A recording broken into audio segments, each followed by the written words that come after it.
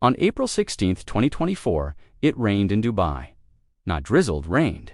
In 24 hours, the city got more rainfall than it typically sees in an entire year, the heaviest downpour since records began in 1949, and the city that built the world's tallest tower, the world's largest mall, the world's most visited artificial island, had effectively no drainage system to handle it. Trucks with industrial hoses pumped water out of Dubai Mall by hand.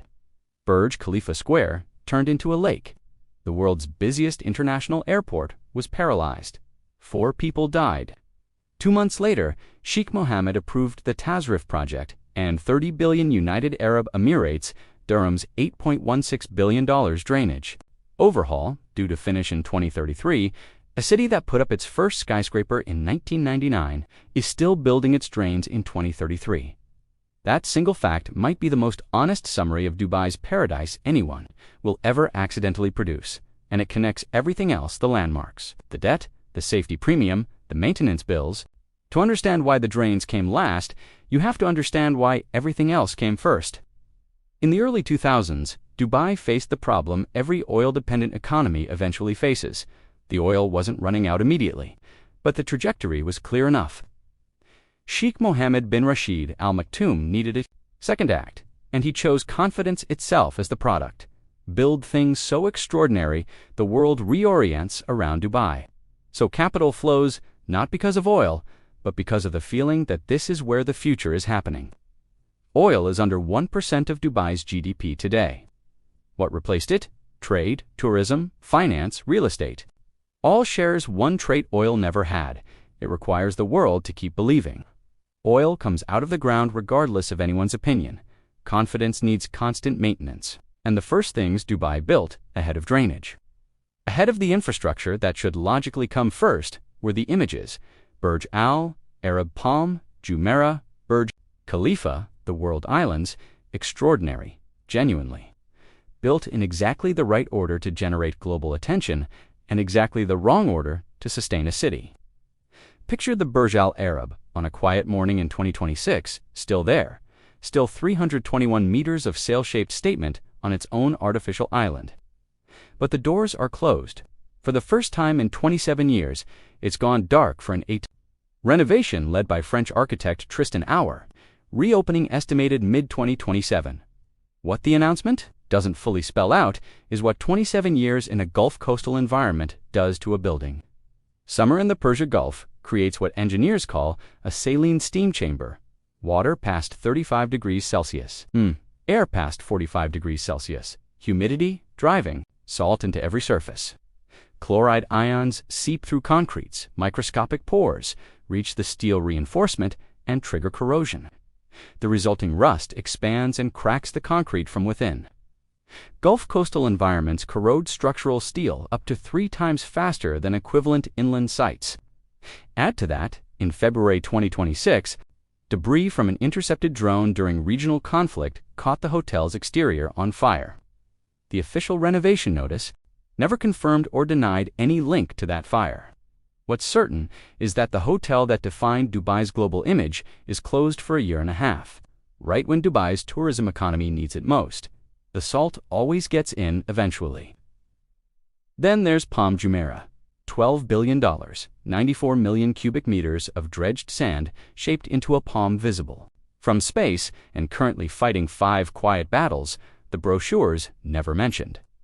Geologically, NASA and Fugro NPA survey data confirm roughly 5 millimeters of annual subsidence, with Dubai municipality studies showing about 2.5 centimeters accumulated.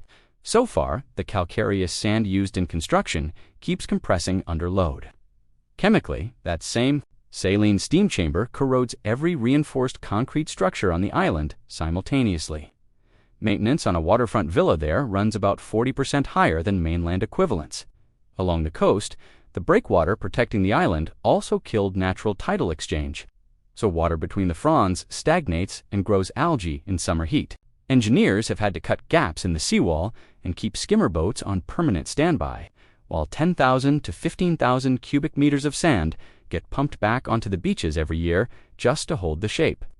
Meteorologically, the island sits around 3.96 meters above sea level behind a 2-meter barrier. designed using early 2000s climate models that are now 2 decades stale. Regional sea levels rise 3.22 millimeters a year, and combined with subsidence, the gap closes by nearly a centimeter annually. And the fifth, costliest battle can't be fixed with sand or sealant. On February 28, 2026, a drone strike hit the parking lot at the Fairmont, the Palm, injuring 4 minutes. Later, debris from a separately intercepted drone set the Burj Al Arab's exterior on fire. The implicit promise that Palm Jumeirah sat beyond the world's instability cracked in a single morning. Vacancies spiked. Luxury sales fell. People abandoned pets because private jets weren't waiting. You can't pump confidence back onto an island the way you pump sand. 4 kilometers off the Jumeirah coast sit the world islands, $14 billion. 300 artificial islands shaped like a world map, the promise that the ultra-wealthy could literally buy a piece of the planet. In the entire history of the project, exactly 1 hotel has ever opened. The Anantara World Islands Dubai Resort, 70 rooms, opened 2021, permanently closed April 10, 2026, citing external factors. What that phrase really describes is the economics of running a private island resort with no central power grid, no undersea cable infrastructure, and no mainland. Non-stop, every drop of fresh water arrives by barge. Between 1 and 3 million AED per island per year goes just toward spraying sand back to stop the ocean reclaiming what was forced into existence. The lone hotel on Dubai's most ambitious project lasted for years. 85% of the 300 islands remain undeveloped. The ocean never signed the contract, and unlike an investor, it doesn't accept restructuring proposals. Back to the drains, because Tasreef isn't a footnote, it's the thesis. Dubai built its skyline without the foundational drainage and flood infrastructure that cities elsewhere develop incrementally over generations. Burj Khalifa rose in 2010. The drainage system that should logically underpin a city this dense wasn't approved until 2024. After the flood, Tasreef will boost drainage capacity 700%, handling 20 million cubic meters daily, once finished, in 2033. Until then, every heavy storm tests infrastructure that still can't fully cope, meaning more viral footage of luxury malls underwater is essentially guaranteed. $8.16 billion to build drains that arguably should have existed before the first skyscraper, not a criticism of ambition, just the most accurate accounting of what it costs to build the image before the foundation.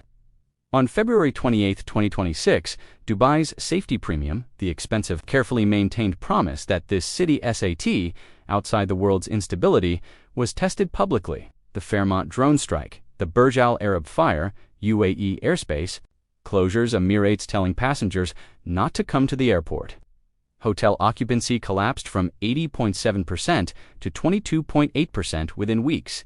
Real estate transactions fell 51% in March alone. The government deployed a $272 million emergency support package. 13 major airlines suspended Dubai routes. British Airways, which ran 3 daily London-Dubai flights, announced it would resume with just 1. That drop from 3 flights to 1 isn't a crisis number. It's a post-crisis commercial recalibration, quieter and more durable than any of March's dramatic headlines. All of this echoes March 2009, when Dubai World, the state-owned conglomerate behind the Palm and the World Islands, announced a $26 billion debt standstill against $80 billion in total exposure. In a city whose entire GDP was then roughly $82 billion, Abu Dhabi injected $10 billion to prevent sovereign default. Property prices fell 50 to 60% in some areas within months. And the tower under construction, as Burj Dubai was renamed Burj Khalifa on opening night, after the ruler whose money kept the whole thing standing, the question raised in 2009 and again in 2026 isn't whether Dubai recovers. It did, impressively, in 2009.